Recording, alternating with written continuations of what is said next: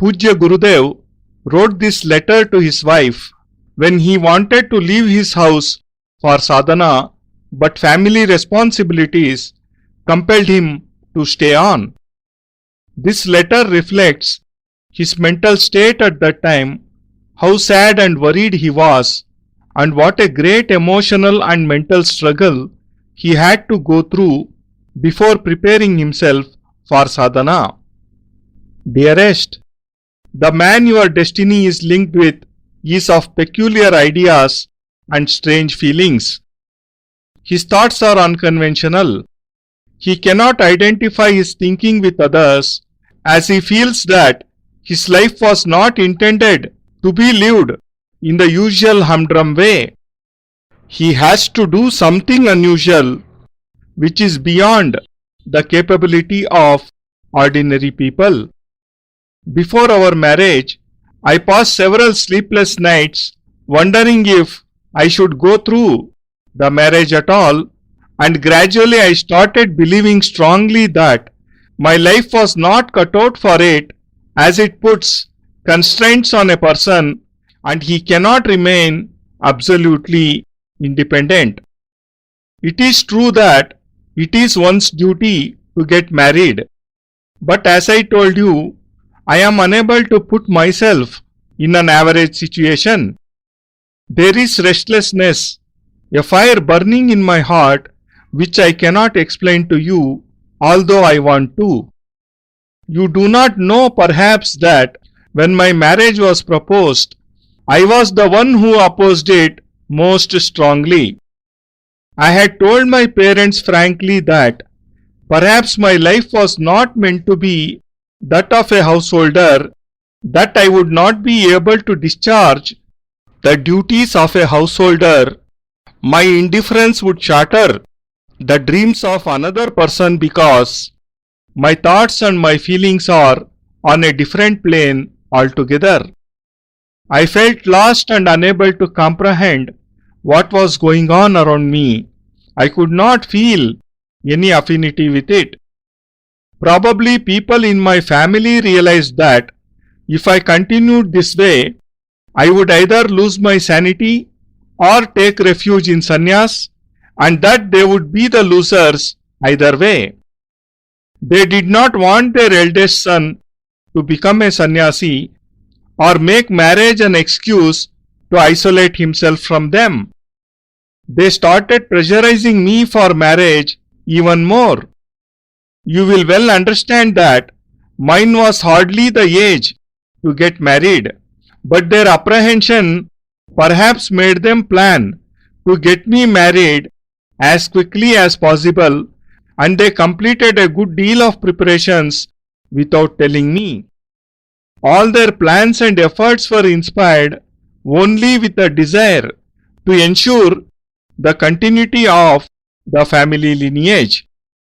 I agree that they were right in their own way. All parents wish their sons to get married and have children, future heirs of the family. But I knew what was happening was not right. My marriage would prove to be a bondage for me. In a way, I shall not be able to achieve what I wish to, as I will not be able to break away from the shackles and set myself free. My parents did not take my pleadings seriously. They brushed aside my arguments and eventually married me off to you. It is not your fault.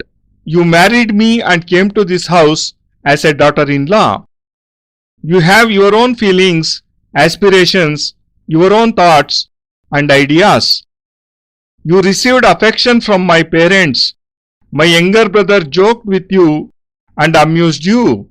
But the man with whom you went round the fire and took the marriage vows is not giving you his love. My indifference must puzzle you. Perhaps you have all kinds of misgivings about me, and maybe you try to dispel them from your mind. I have noticed that you look quite lost, and a shadow has fallen over your fresh and cheerful face. The reason, I suspect, is my indifference. After the wedding, Your friends must have given you all kinds of ideas.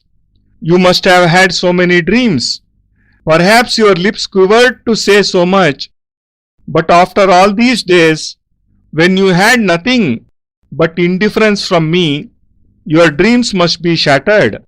Those tender expectations frustrated with a veil drawn over them.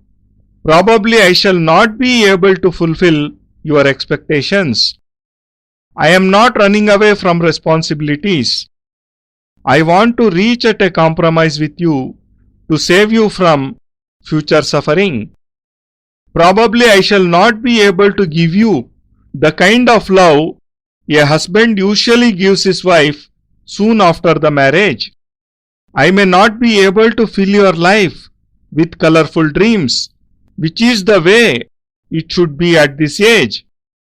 I shall not be able to indulge in love talks, whisper sweet nothings, tease, joke, and all the rest. But all this does not mean that I am really indifferent and that I am ignoring you. Now that I am married, I have thought a good deal about us. If it is my duty to develop my spirituality, it is also my duty to fulfill my parents' wishes. I should do what makes them happy. It is the duty of a son to respect his parents' wishes.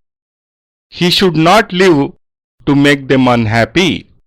I thought that they would be happy if I got married. They attached great importance to it, and one day they even said, "You talk of repaying the debt of gratitude to your parents. You can do that by listening to us and getting married."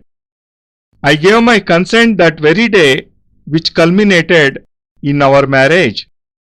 I understand your feelings. I have no right to crush them. It is not right on my part to disregard your values. I do not wish you unhappiness. I respect you as much as I respect my own self.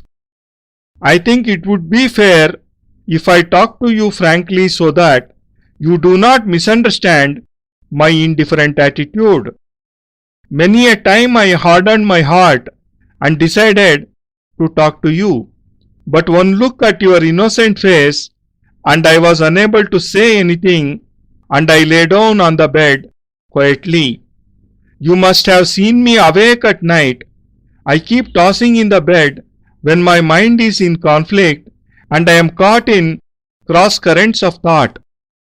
There is a storm raging in my heart and I feel a heavy burden on my chest. I can be rid of it only after I have talked to you freely, putting all my cards on the table. Until then, I shall not be able to do anything in peace. As I told you, my life is not intended to be lived the normal way. I do not want it.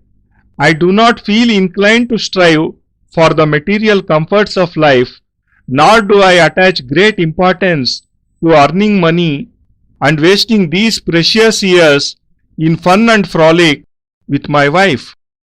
I have from the very beginning been an introvert. I express myself in very few words because I feel so restless. There is a fire burning in my heart which cannot be seen by others. The more I try to suppress it, the more overpowering it becomes. I have been coming to you for the last 4 months in this state of mind, but I have not been able to say a word about all this, and that is the reason I am taking recourse to writing, to be able to place before you my problems without any reservation and reach an understanding with you in these early moments of life, so that I do not have any regrets and you have no resentment. I am a Brahman youth, and I do feel strongly that unless I am able to resurrect some of India's lost knowledge, my life will be a waste. My ancestors have been the greatest thinkers of the world. the values they gave to our society, the thoughts they handed us down are unique. It is because of their thoughts that we are still respected. Gautama, Kanad, Vasishta, Yagnavalkya and others must have sacrificed every moment of their lives for sadhana. They must have gone through fire. What they achieved after having renounced all the pleasures of the world is the nectar enriching our lives today. But now I feel that the source is drying up. Not that the source itself has become deficient in any way. It is our society itself which has gone astray. The trend of its thinking is changed. The fetters of slavery have made them forget their real self. Our highest asset, astrology, is being trampled under the feet of foreigners. Our mantra is being ridiculed. Our tantra, yantra and our sadhanas are being joked about. If this situation continues, we shall lose these valuable assets. Whatever knowledge and skills our ancestors acquired by physically torturing themselves is fast disappearing. In a way, we have become ungrateful, and it is a sad state of affairs. My heart shudders to think how depraved we have become. Our society is moving in a direction which will end up in a cell of darkness. I cannot consciously follow this road to darkness. This is the fire in my heart which is consuming me little by little. I cannot enjoy myself even if I wish to. I cannot get involved in merrymaking. At the age when a man talks to the moon, enjoys romance and his beloved's company in the moonlight, I keep getting consumed by this fire within me. My only desire is not to die like an ordinary man. It is not my aim to earn my livelihood in the humdrum way. My only aim in life is to establish astrology at a very eminent place and show to the world that this knowledge which made us the leaders in the world is very unique. Apart from this, Tantra and Mantra have been the very foundation of our society. Sadhana has been the pulsation of its life. That is what made India what it is and gave it a prestigious place in the world. It is the crowning glory of the world. But my country is being trampled upon by foreigners. We are alive, yet like the dead. We have forgotten our own language and the honor of our ancestors and have started feeling proud in not accepting ourselves. There are only two solutions, either to accomplish this task through politics or save our ancient heritage through sadhana. The first course does not appeal to me. I cannot adopt it. The second course is better for me. People who think differently or do not wish to follow the beaten track are called crazy, and you can imagine how painful it would be for you to be a madman's wife. It is to compromise with you on this point that I am writing this letter. I want you to help me achieve my objective. Be my partner in my endeavors and do what I wish. This is my desire. You may not see eye to eye with me at this point of time. My ideas are not likely to evoke a favorable response. You are young, and the young have their own philosophy of life. I am talking of separation at a time which is meant for fun, romance, and a carefree life. But I cannot help myself, and I expect you to understand my feelings. Only then you will appreciate that the path I have chosen for myself is chosen only by 1 or 2 in a million who leave the path strewn with flowers and to tread on thorns, renounce the road to pleasure and take to the road of want and hardship. They renounce the life of luxury and invite troubles and travails. Only they can provide leadership to society, give a new direction to the nation, and the coming generations benefit from their achievements and take pride in it. I have arrived at the conclusion that while living in society, I shall not be able to accomplish anything. I shall have to leave the house and isolate myself from society. Only then I shall be able to accomplish something special and get fulfillment. My only aim is to bring to life the lost knowledge, re-establish the prestige of astrology, and through mantra shastra make accessible to common people the wonderful skills that our ancestors possessed. This cannot be accomplished at home.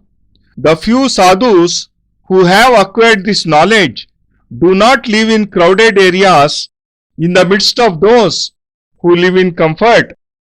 They live in caves where material comforts are non-existent. They are in forests where there is danger at every step. They are to be found where there is no selfishness, no deceit and dishonesty, and no tyranny, since they have no use for them. I want to read those who have attained siddhis, who are masters of this skill. I shall have to wander in jungles, live in caves, and suffer hardships at every step. It is only when I am free from passions and desires that I shall be able to acquire this knowledge, renounce all comforts and pleasures, and without fear for life, look for those sadhus and sannyasis who can be found only in isolated places. It is not easy to identify them. I do not know if I shall succeed in my objective, but my heart prods me on and tells me that this is the path for me. It is likely that I may die during my search for knowledge. I may be devoured by a wild beast, or my entire youth may be wasted without achieving anything. But I do not want to let these thoughts deter me. If I give up because of these apprehensions, I shall never be able to forgive myself. I would rather be killed by a wild beast than live like an ordinary man. I am determined to return home only after I have achieved something, or else I shall put an end to my life. But it is definite that I shall not return empty-handed. All this must be very painful to you. I realize that it is not fair to cause you pain and deprive you of joy.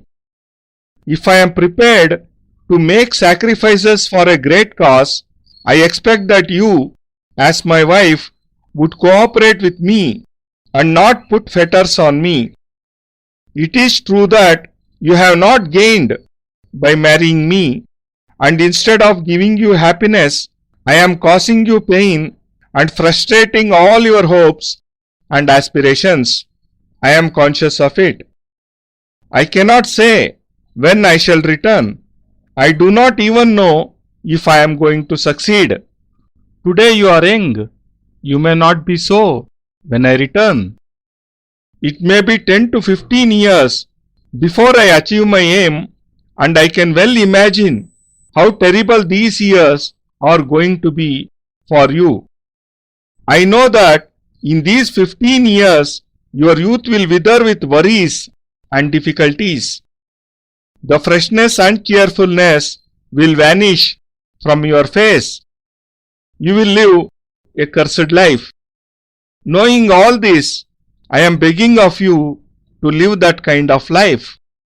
The path I have chosen for myself is not easy or smooth. It is covered with thorns. Every moment will be passed in want and hardship. My youth will be lost in pursuing this path. The glow in my face will fade too, but it is certain that I shall return. Whatever I am able to achieve at the cost of your youth and mine will not belong to you and me alone. It will be for the society, the entire country. That moment of success will be a very happy one for me, but the credit will be entirely yours because at the back of my success will be your supreme sacrifice. I may not even be able to see or meet you when I return, or I may meet my end during my endeavor. I cannot say what might happen. I only see myself caught up in a storm which is blinding me. I expect help from you, and I trust you will not prevent me but encourage me enthusiastically to go ahead on my chosen path. A wife has been called Sahachari, companion, meaning thereby that she is her husband's partner in progress and obeys him implicitly. This is what I expect of you. Rishis have compared a woman to the earth in her tolerance. I am sure you have all the qualities which the earth has, tolerance and forbearance, and that is what I expect of you. Maybe you will not accept all this, but before you reject it, think well. Will it be right on your part? Do you want to live the life of an ordinary woman? Do you want to live a mundane life, doing household chores and be satisfied?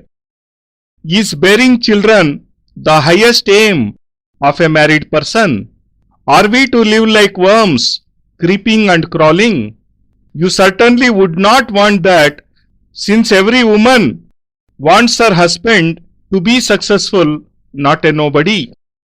She wants him to be an out of the ordinary and famous person from whom posterity will derive knowledge.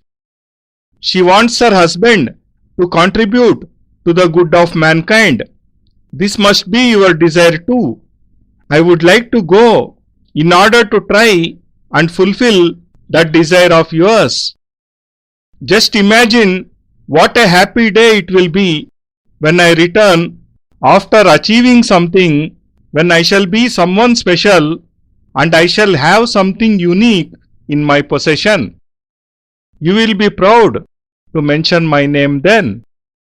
People will realize that you have had a big hand in my success, that yours was a great contribution in making conditions favorable for me.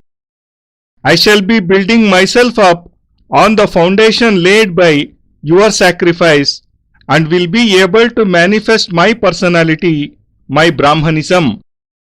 I am writing to you with a heavy heart because every letter that I write speaks of my selfishness and your sacrifice. Still I am gladly handing it over to you. I wished to say all this to you personally, explain everything. Whenever I tried, your calm and innocent face prevented me. Your tender age, the realization of your hopes, your expectations sealed my lips. I felt helpless and a lot of time was wasted in this conflict.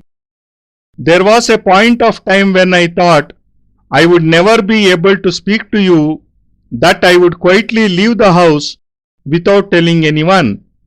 But I could not do that. I thought it would be fair to tell everything frankly to the person whose life is now linked with mine, or else she will be puzzled, bewildered. Prior to this, I wrote several letters and tore them up, but I have hardened my heart today to have my say. I do not want refusal in response to this letter. I want consent, and I am confident that you will give it gladly and enthusiastically. All the happiness of my soul is pledged with you. I am taking with me only hunger and want, suffering and hardship. My future life will be full of thorns. I have to grope in darkness. I have no ray of light but the light of my own soul, which I am sure will lead me to the right path. At this moment, I am only giving you the prospect of an endless depression, helplessness, lack of mental peace, and a torturous long wait. You have to go through this ordeal, but please, believe me, I shall definitely return. All my good wishes are with you. Yours loving, Narayan Dutt, Shimali. పూజ్య గురుదేవ్ గారు ఆయన సాధన కోసం ఇల్లు వదిలి వెళ్ళిపోతున్నప్పుడు భార్య భగవతి శ్రీమాలి గారికి ఈ ఉత్తరం రాశారు. కుటుంబం ఆయనను వెళ్ళవద్దు అంటున్నది. ఆ సమయంలో ఆయన ఎంతో మానసిక క్షోభను అనుభవించారు. ఎంతో మానసిక సంఘర్షణ చేయవలసి వచ్చింది. ప్రియురాలా, ఎవరితో నీ బంధం ముడివేయబడ్డదో ఆ వ్యక్తి ఒక విచిత్రమైన ఆలోచనలు కలవాడు. ఆలోచన పరంపరలు వేరు. ఇతరుల ఆలోచనలతో తనను పోల్చుకోనేవి కావు. తన జీవితం ఆయన సాధారణంగా గడపాలి అనుకోవడం లేదు. విలక్షణమైన విశిష్టమైన సామాన్యులకు కూడా అందుబాటులో ఉండేటట్లు కృషి చేయాలనే తపన. వివాహానికి ముందు ఈ ఆలోచనలతోనే నేను ఎన్నో రాత్రులు గడిపాను. నా జీవితం వివాహం కోసం కాదు, నేను వివాహం చేసుకోను అనుకునేవాడిని. వివాహం వల్ల మనిషి తన వ్యక్తిగత స్వాతంత్ర్యాన్ని కోల్పోతాడు అనుకునేవాడిని. కాని వివాహం జీవన ధర్మాలలో ఒకటి కూడా. దీనిని నిర్వర్తించడం మన కర్తవ్యం. కాని నేను నన్ను సాధారణ స్థితిలో ఉంచుకోలేకపోతున్నాను.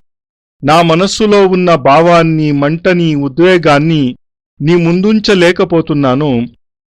నీకు తెలియకపోయి ఉండవచ్చుగాని నాతో నా వివాహ ప్రసక్తి వచ్చినప్పుడు నేను బాగా ప్రతిఘటించాను. మా అమ్మా నాన్నలతో నా జీవితం వైవాహిక జీవనం కోసం కాదు అని చెప్పాను. గృహస్థ జీవనాన్ని సరిగా గడపలేనని చెప్పాను. నా నైరాశ్యం వల్ల వేరొక వ్యక్తి ఆశలు, కోరికలు అన్నీ ఆవిరైపోవడం నాకిష్టం లేదు. నా ఆలోచనలు, నా భావనలు, ఆ ఉద్దేశాలు వేరేగా ఉన్నాయి. నన్ను నేను పోగొట్టుకున్నవానిలా ఉంటాను. నా చుట్టూ జరిగే సంఘటనలను తెలుసుకోలేకపోతున్నాను. వాటితో సంబంధాలను ఏర్పరుచుకోలేకపోతున్నాను. నా ఈ పరిస్థితిని నా ఇంటిలోని వారు గ్రహించినట్లున్నారు. ఈ పిల్లవాడు తన లోకాలలోనే విహరిస్తూ ఉంటాడు. దానివలన వీడు పిచ్చివాడైనా అయిపోవచ్చు, లేదా సన్యాసి అయినా అయిపోవచ్చు. రెంటివల్ల వానికి నష్టమే కదా. తన ఇంటి పెద్ద కొడుకు ఇలా అయిపోవడం, వివాహాన్ని తిరస్కరించడం ఎవరు కోరుకుంటారు, ఎవరు ఒప్పుకుంటారు? అందుకు నా తల్లిదండ్రులు నా వివాహానికై అవసరానికి మించి ఒత్తిడి పేనారంభించారు. నీకు తెలుసు, నా వయస్సు కూడా వివాహానికి అనువైనది కాదు. నాకు తెలియకుండానే వాళ్ళు నా వివాహపు ఏర్పాట్లు చేసేస్తున్నారు. ఎందుకంట నా పెద్ద కొడుకు వలన నా వంశం చిరస్థాయిగా ఉండాలని వారి కోరిక. వాళ్ల వరకు వారి ఉద్దేశ్యం సరి అయినదే. ప్రతి తల్లిదండ్రి తమ పిల్లవాడు గృహస్థు కావాలని కోరుకుంటారు కూడా. అలానే వంశాభివృద్ధిని కూడా కోరుకుంటారు కదా. కాని నాకది నచ్చలేదు. నా వివాహం నాకు బంధనమే. నేను జీవితంలో చేయాలనుకున్నవి చేయలేకపోతాను. ఎందుకంటే కాళ్లకు వివాహమంటే బంధనం అయిపోయి ఎప్పటికీ విడిపించుకోలేకపోతాను. కాని నా తల్లిదండ్రులు నా మాటలు పట్టించుకోకుండానే నీతో వివాహం జరిపించేశారు. ఇందులో నీ దోషం ఏమాత్రం లేదు. నీకు వివాహమైంది, కోడలిగా మా ఇంటికి వచ్చావు. నీకు కొన్ని కోరికలుంటాయి, ఊహలు, ఆలోచనలుంటాయి. నీవు ఇప్పుడు వాటన్నింటినీ పోగొట్టుకున్నావు. నా ఇంటికి వచ్చాక నీకు అత్తమామల ప్రేమ, మరిది గౌరవం లభిస్తున్నా అగ్నిసాక్షిగా వివాహమాడిన భర్త దగ్గర నుండి ఎలాంటి ప్రేమాభిమానాలు లభించడం లేదు. నా గురించి కూడా నీవు ఎన్నో కలలు కనే ఉంటావు. ఆ కోరికలను ఇప్పుడు చెల్లార్చుకుంటూ ఉండి ఉంటావు అనుకుంటున్నాను. నేను గత కొద్ది సంవత్సరాలుగా నిన్ను ఏదో పోగొట్టుకున్నదానిలా చూస్తున్నాను. మా ఇంటికి వచ్చినప్పుడే ఆ స్వచ్ఛత, తాజాదనం, ఉత్సాహం, ఆనందం వాటి మీద నీలి నీడలు వ్యాపిస్తున్నట్లనిపిస్తున్నది. ఎందుకంటే నేను నీ పట్ల చూపిస్తున్న ఉదాసీనతే. నిజానికి నీవు పరిపూర్ణ నారివే అయినా నీ స్నేహితురాళ్ల మాటలు నీ మనస్సుని తాకి ఉండవచ్చు. నీలో ఎన్నో ఆశలు చెలరేగి ఉండవచ్చు. ఎన్నో విషయాలు నాతో ముచ్చటించాలని నీవు అనుకుని ఉండవచ్చు. నా నుంచి ఎలాంటి స్పందన లేకపోవడం వలన నీలో నిరుత్సాహం పెరిగి ఆశలు ముక్కులైపోతూ ఉండవచ్చు. నీ ఆశల మీద నీళ్లు చెల్లినట్టు అయి ఉండవచ్చు. నాకు తెలుసు, వివాహానంతరం ఇక్కడికి వచ్చావు. నా నుంచి ఎన్నో కోరుకుని ఉండవచ్చు. కానీ నేను ఆ కోర్కెలను తీర్చలేను. నా గురించి నేను తెలుసుకుని ఇలా చెబుతున్నా. నా బాధ్యతల నుండి పారిపోవడం లేదు. బాధ్యతలకు విముఖత చూపించడమూ లేదు. నేను పరిపూర్ణంగా నీతో ఒప్పందం కుదుర్చుకోవాలనుకుంటున్నాను. నీవు నీ జీవితంలో సమస్యలు తెచ్చుకోకు. రానున్న రోజులలో ఇప్పుడున్నంత దగ్గరగా ఉంటూ కూడా ఆనందాన్ని, ప్రేమను అందించలేకపోవచ్చు. అది ఓ భర్త భార్యకు ఇచ్చేది. ఈ సమయంలో వచ్చే నీ రంగలు కలలను సాకారం చేయలేకపోవచ్చు. నీతో ఓ భర్త వ్యవహరించేటట్లు, ఓ యువకుడు ప్రవర్తించేటట్లు ప్రవర్తించలేకపోవచ్చు. అలాగని నిన్ను నేను ఉపేక్షించడం లేదు కూడా.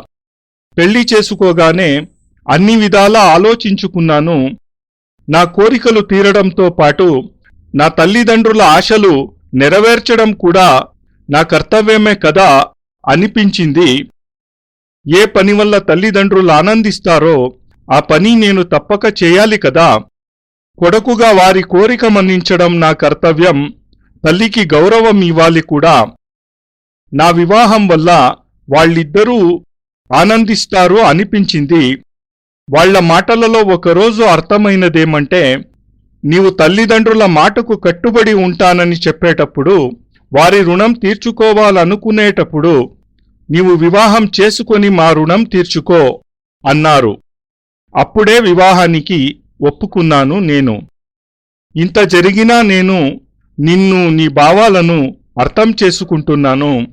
నీ కోరికలను నీట కలిపే అధికారం నాకు ఏమాత్రమూ లేదు. ఈ ఊహలను ఖండించడం నా ధర్మం కాదు. నీవు జీవితాంతం నిరాశతో గడపాలని కూడా నేను అనుకోవడం లేదు. నన్ను నేను గౌరవించుకున్నంతగా నిన్ను నేను గౌరవిస్తాను. నేను నిన్ను ఉపేక్షిస్తున్నానని చింతించవద్దు. అందుకే ఇప్పుడు నా మనసులోని మాట నీ ముందుంచుతున్నాను. ఎన్నోసార్లు నా భావాలను నీ ముందుంచుదామనుకొని సిద్ధమైన నీ అమాయకపు ముఖాన్ని చూసి ఏమీ చెప్పలేకపోయేవాడిని. నీవు స్వయంగా చూస్తూనే ఉన్నావు కదా. రాత్రి అంతా మెలకువలోనే గడిచిపోతుంది. నా మెదడు ఎల్లప్పుడూ సంఘర్షణలోనే ఉంటుంది. అనేక ఆలోచనలు నన్ను స్థిమితంగా ఉండనివ్వవు. అలా నా హృదయంపై భారం పెరిగిపోవుచున్నది. నా భావాలన్నింటినీ నీ ముందు ఉంచలేకపోతే నా మనోభారాన్ని తగ్గించుకోలేకపోవచున్నాను. నీకు చెప్పే వరకు నాకు శాంతి లేదు. ముందుగా నీకు చెప్పినట్లు నా జన్మ సామాన్యమైనది కాదు. సామాన్యంగా ఉండాలని కూడా నేను అనుకోను. నా సుఖాల కోసం ప్రాకులాడాలనుకోను. ధనానికి ఏ ప్రాధాన్యం ఇవ్వను. నా భార్యతో సుఖ సంతోషాలతో రంగుల జీవితం గడపాలని అనుకోను. నా జన్మ ఇలాంటి పనుల కోసం కానే కాదు. నేను ఎల్లప్పుడూ అంతర్ముఖంగానే ఉంటాను. నేను నా భావాలను తక్కువగా మాట్లాడుతూనే వ్యక్తపరుస్తున్నాను. నా మనస్సు నిలకడగా లేదు. నాలోని మంటలని ఇతరులెవరూ ఆర్పలేరు. ఈ మంటలని, ఈ వేడిని ఆర్పాలని నేను ఎంత ప్రయత్నిస్తూ ఉంటే అవి అంతా పెరుగుతూనే ఉన్నాయి. నోటి వెంట ఒక మాట కూడా రావడం లేదు. అందుకే ఉత్తరం ద్వారా వ్యక్తపరచాలనుకుంటున్నాను. దీని ద్వారా నా సంపూర్ణ భావాలను నీ ముందు ఉంచగలుగుతాను. జీవితపు ప్రారంభ దినాలలో ఒక ఒప్పందానికి రావాలనుకుంటున్నాను. నాలో ఏ నలతా ఉండకుండా నీ మనస్సులో ఎలాంటి విపరీత భావాలు ఉండకూడదనుకుంటున్నాను. నేను ఒక బ్రాహ్మణ యువకుడను కావటం చేత మన భారతదేశంలో లుప్తమైపోతున్న విద్యలను బయటకు తేవడం నా కర్తవ్యంగా భావిస్తాను. నా పూర్వీకులు ఉన్నత ఆలోచనలు కలవారు. వారు ఈ సమాజానికి అప్రతిమానమైన ఆలోచనలను, గౌరవాన్ని, విధానాలను అందించారు. ఆ సూత్రాల ఆధారంగా మనం ఇప్పటికీ మన పూర్వీకులను గౌరవిస్తున్నాం. గౌతముడు, కణాదుడు, వశిష్ఠుడు, యాజ్ఞవల్కుడు మొదలైన వారు తమ ఆలోచనలను మరిగించి తమ జీవితపు అధిక భాగాన్ని సాధనలోనే గడిపి సాంసారిక సుఖాలకు దూరంగా ఉండి పొందిన సంపదలు ఏవైతే ఉన్నాయో వాటి ఫలాలను మనం ఇప్పుడు అనుభవిస్తున్నాము. ఆ జీవన ప్రవాహాలు ఇప్పుడు ఇంకిపోతున్నాయి. అంటే ఆ ప్రవాహాలలో న్యూనతాభావాలు రాలేదు. మన జీవన మార్గం, గమ్యం మారిపోయాయి, భ్రష్టమైపోయాయి. బానిస జీవనంలో మనల్ని, మన సంప్రదాయాలని మనం మర్చిపోయాము. మన ఉన్నతమైన జ్యోతిష శాస్త్రం విదేశీయుల కాళ్ల క్రింద నలిగిపోతుంది. మన మంత్రులు ఎగతాళికి గురి అవుతున్నాయి. మన తంత్రం, మన యంత్రాలు, మన సాధనలు అపహాస్యం పాలవుతున్నాయి. ఇది ఇలానే కొనసాగితే మనం మన అమూల్య సంపదలను పోగొట్టుకుంటాం. మన పూర్వీకులు, ఋషులు ఏ జ్ఞానాన్ని, ఏ విద్యలను తమను తాము దహించుకుని మనకందించారో అవి మెల్లమెల్లగా లోపించిపోతాయి. రాను రాను మనం కృతజ్ఞులమైపోతున్నాము. ఇది ఒక దుఃఖదాయకమైన స్థితి. ఇది ఆలోచించినప్పుడల్లా నా ఒళ్ళు వణకిపోతుంది. మనం ఎంతమందిమి పథభ్రష్టులమైపోయాము. ఈ సమాజం రాను రాను అంధకార, అయోమయావస్థ వైపు ప్రయాణం చేస్తుంది. ఈ అంధకార మార్గంలో తెలిసి నేను నడవలేను. నాలో ఇదే మాట ఎల్లప్పుడూ దహించి వేస్తోంది. కోరుకుంటూ కూడా నేను ఆనందం పొందలేకపోతున్నాను. రాగద్వేషాలలో కొట్టుకుపోలేకపోతున్నాను. నా ఈ వయస్సులో ఉన్న అందరూ గాలిలో తేలిపోతూ, చందమామతో మాటలాడుతూ, తెల్లని వెన్నెలలో తన ప్రియురాలితో పాలల ఊయలలో ఊగుతూ ఉండే అనుభవాన్ని పొందుతుంటారు. అలాంటిది నేను లోపలన అగ్నికి దహించుకుపోతూ ఉన్నాను. మండిపోతున్న అనుభవాన్ని పొందుతున్నాను. ఇంతకీ నా కోరిక ఏమిటంటే, నేను సాధారణ వ్యక్తిలా చావకూడదు. సాధారణంగా డబ్బులు సంపాదించి కడుపు నింపుకోవడం నా కోరిక కాదు. రంగులమయ జీవితం గడపడం నా లక్ష్యం కాదు. నా లక్ష్యం, నా ఉద్దేశ్యం ఒకటే: జ్యోతిష్యాన్ని ఒక ఉన్నతమైన స్థానంలో నిలపడం, విశ్వానికి ఈ భారతదేశపు విద్య యొక్క గొప్పతనాన్ని తెలియపరుస్తూ మన దేశ గౌరవాన్ని చాటి చెప్పడం. ఇంతేకాకుండా మంత్రతంత్రాలు మన జీవనాధారాలు కావాలి. భారతీయ చైతన్యం, స్పందన ఈ సాధనలే. వీటి వల్లే భారతదేశానికి విశిష్టత. ఇది భారతదేశమని, ఇది విశ్వంలోనే తలమానికైనది కూడా. కానీ నేను చూస్తున్నదేమిటంటే, నా భారతదేశం విదేశీయుల చేతుల్లో నలిగిపోతుంది. మనం ప్రాణాలున్న బొమ్మలైపోతున్నాం. మన భాషని మరిచిపోతున్నాము. పూర్వీకులు గొప్పతనాలను మరిచిపోతున్నాము. మనని మనం గుర్తించుకోలేకపోతున్నాము. దానిలోనే గౌరవమున్నదని భావిస్తున్నాము. దీనిని తప్పించుకోవాలంటే రెండు ఉపాయాలు.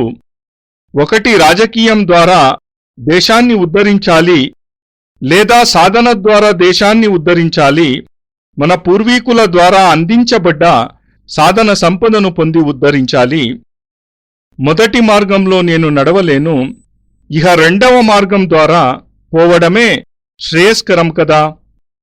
జీవితంలో కొన్ని ఆకాంక్షలతో సరిహద్దులు దాటి ఏదో చెయ్యాలి అనుకునేవారిని ప్రజలు పిచ్చివాడంటారు. అలాంటి ఒక పిచ్చివానికి భార్యగా ఉండటం ఎంత కష్టం ఊహించగలవా? నిన్ను ఒప్పించడానికే ఈ మాటలు చెబుతున్నాను. నా ఉద్దేశాల పరిపూర్తికి నీవు సహాయపడతావు అనుకుంటాను. నా లక్ష్యాన్ని చేరుకోవడానికి సహాయం చెయ్యి. నేను ఏమవ్వాలనుకుంటున్నానో, చేయాలనుకుంటున్నానో అందులో నీవు కూడా భాగస్థురాలివిక. ఇదే నా కోరిక. నా కోరికలు నీకు అనుకూలంగా ఉండకపోవచ్చు. ఇలాంటి సమయాలలో ఇలాంటి వటలు ప్రతికూలంగానే ఉంటాయి. నీకిది యవ్వన సమయం. ఈ వయస్సులో కోరికలు, ఆలోచనలు వేరుగా ఉంటాయి. స్వప్నలోకాలలో రంగుల కలలు కనే నీకు వేరే విషయాలు చెబుతున్నాను. ఆనంద సమయంలో వేరే ఇతర విషయాలు వివరిస్తున్నాను. కానీ నేనివి చెప్పక తప్పదు. నా ఉద్దేశాలను అర్థం చేసుకోగలవనుకుంటున్నాను. అప్పుడు నీకర్థమవుతుంది నేనెంచుకున్న త్రోవ అసామాన్యమైనదని. ఇలాంటి వాళ్లలో లక్షలలో ఏ 2-3 మాత్రమే ఉండవచ్చు. ఎవరు పూల త్రోవను వదిలి ముళ్ల త్రోవలో వెళతారో, ఆనందమయ త్రోవను వదిలి లోటుల త్రోవలో నడుస్తారో, భోగవిలాసాలు, ఐశ్వర్య విరామాలను వదిలి ఇబ్బందులు, కష్టాలను ఆహ్వానిస్తారో అలాంటివారు చాలా పరిమితంగా ఉంటారు. అలాంటివారే సమాజాన్ని ముందుకు నడిపించగలరు, దేశానికి కొత్త త్రోవ చూపించగలరు.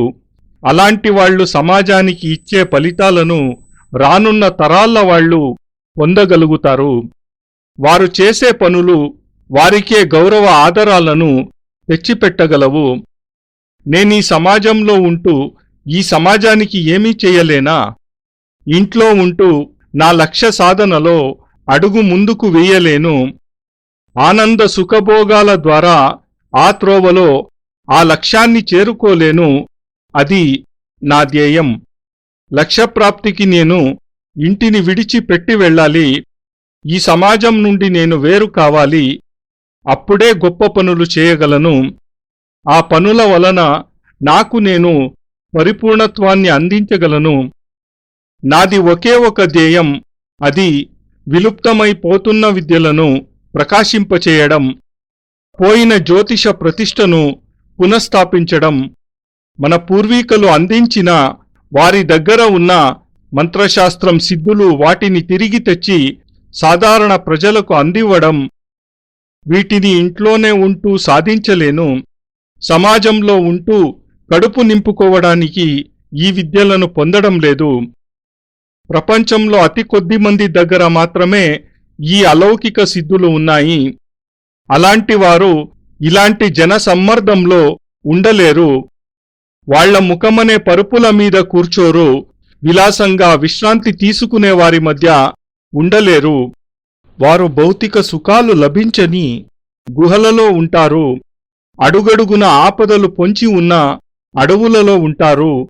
స్వార్థం, మోసం, కపటం లాంటివి లేని చోట్లలో ఉంటారు. అక్కడ అత్యాచారాలుండవు. వాళ్లకి వీటన్నింటితోనూ ఎటువంటి సంబంధమూ ఉండదు. సిద్ధిపురుషులైన అలాంటి వారి దగ్గరకు వెళ్లాలని అనుకుంటున్నాను. వాళ్లకు గొప్ప గొప్ప విద్యలు తెలుసు. దానికి నేను అడవులలో తిరగవలసి వస్తుంది. కొండగుహలలో జీవనం గడపవలసి వస్తుంది. అడుగడుగునా కష్టాలు, కడగంట్లు పడవలసి వస్తుంది. అలా కష్టపడ్డప్పుడే ఇలాంటి విద్యలు సంప్రాప్తిస్తాయి. ఎప్పుడు నేను వీతరాగినవుతానో, అన్ని సుఖాలను పరిత్యజిస్తానో, జీవిత మోహాన్ని విడిచిపెడతానో, సాధువులు, సన్యాసులు, తాపసులను వెతుక్కుంటూ రహస్య స్థలాలలో తిరగవలసి వస్తుంది. ఆ స్థలాలను కనిపెట్టడం కూడా చాలా కష్టం. నేను నా లక్ష్యాన్ని సాధించగలనో లేనో చెప్పలేను. నా మనస్సు నాకు నచ్చిన మార్గంతోనే వెళ్ళమని చెబుతుంది. అదే శ్రేయస్కరం అంటోంది. ఆ మార్గంలో ప్రయాణించి నీ లక్ష్యాన్ని నువ్వు చేరుకోగలవు అంటోంది. ఈ రకమైన వేటలో నేను అంతమైపోవచ్చు కూడా. ఏ క్రూర జంతువుకైనా బలి అయిపోవచ్చు. నా యవ్వనపు విలువైన సమయం వృథా అయిపోవచ్చు కూడా, నేను ఏమీ పొందలేకపోవచ్చును కూడా. ఇలాంటి ఆలోచనలతో, ఇలాంటి ఘటనలతో చలించిపోకూడదనుకుంటున్నా. ఇవన్నీ ఆలోచించి ఇంట్లోనే కూర్చోనా? అలా చేస్తే నన్ను నా ఆత్మ ఎన్నటికీ క్షమించదు. సాధారణ జీవితం గడిపే కన్నా ఏ క్రూర జంతువుకో బలి అయిపోవాలనుకుంటున్నాను. ఏదైనా సాధించి తిరిగి రావాలన్నది నా కోరిక, లేదా నన్ను నేను అంతం చేసుకోవాలనుకుంటున్నాను. ఖాళీగా తిరిగి ఇంటికి రాను అన్నది నిశ్చయం. ఇవన్నీ విషయాలు నీకు కష్టం కలిగించవచ్చు. ఇలాంటి కష్టాలలోకి నిన్ను నెట్టివేయడం అనుచితమే. నీ ఆనందకరమైన జీవనంలో నిప్పులు పోయడం కూడా సరికాదు. ఇది ఎదురుచూపులతో గడిపే సమయం నీది కాదు. ఈ స్థితిలో ఓ పెద్ద కార్యాన్ని సాధించాలి అంటే భార్యగా సహాయ సహకారాలు కూడా అవసరం. నా కార్యానికి నీవు బంధకం కాకూడదని కోరుకుంటున్నాను. నన్ను వివాహం చేసుకుని నువ్వు సుఖపడ్డది లేదు. నేను నీకు సుఖానికి బదులు దుఃఖాన్ని ఇస్తున్నాను.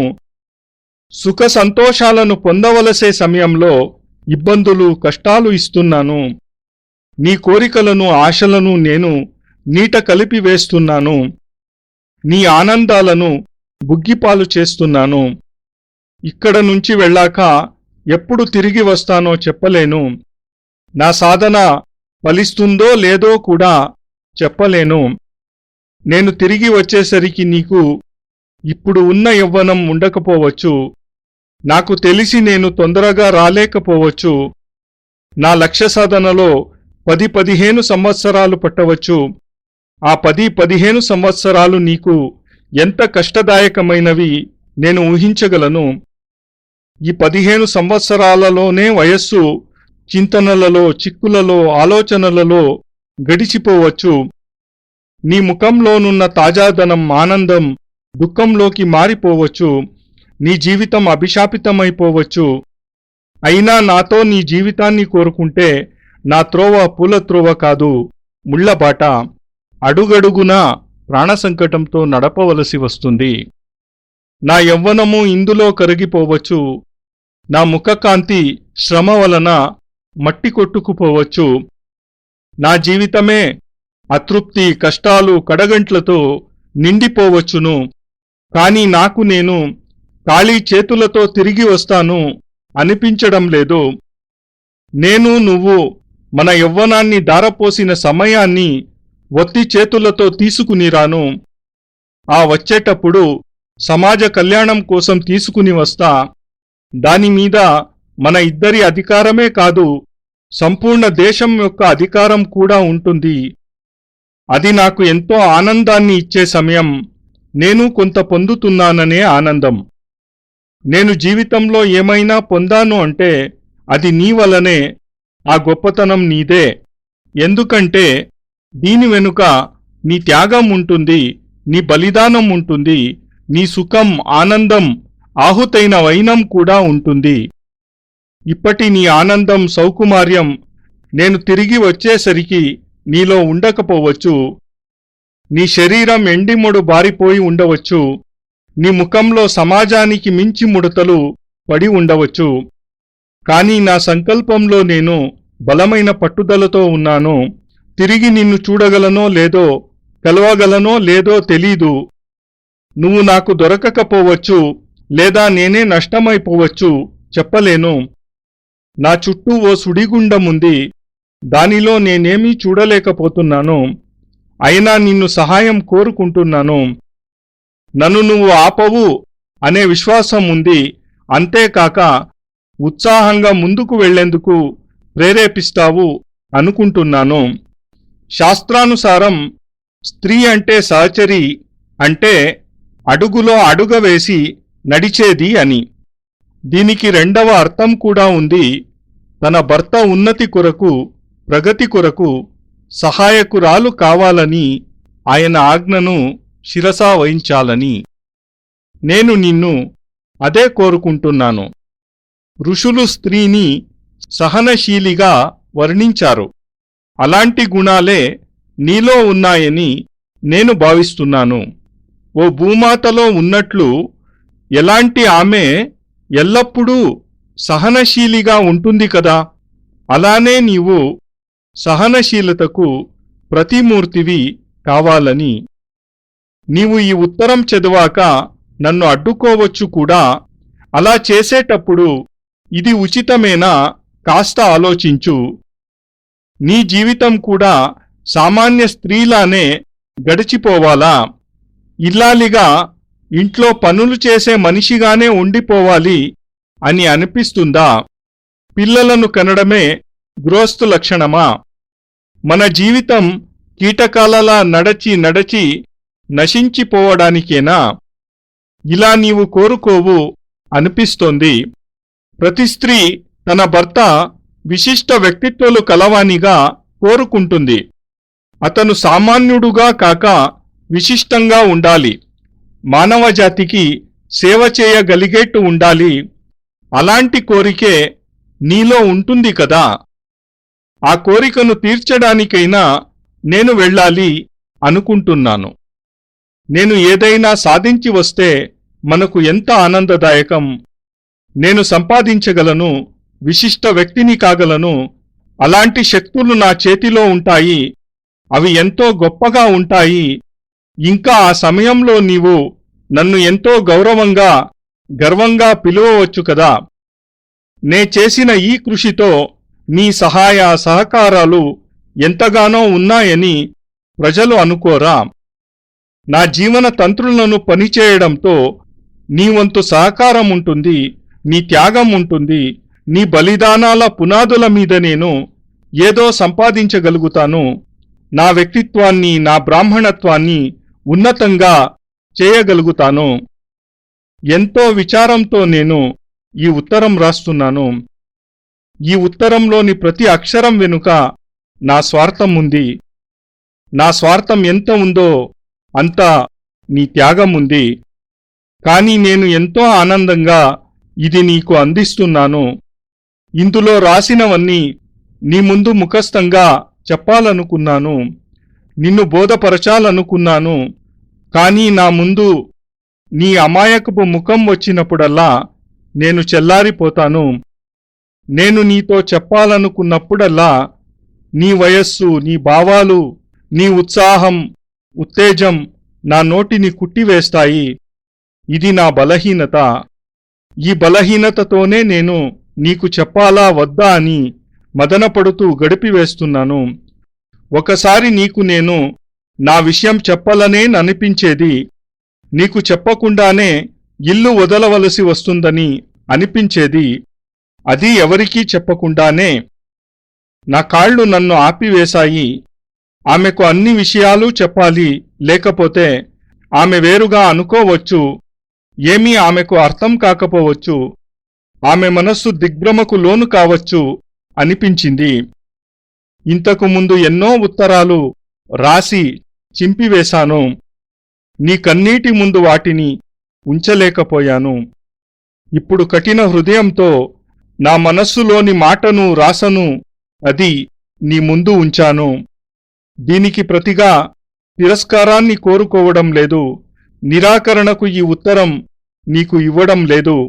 నేను నీ నుండి అంగీకారాన్ని మాత్రమే కోరుకుంటున్నాను.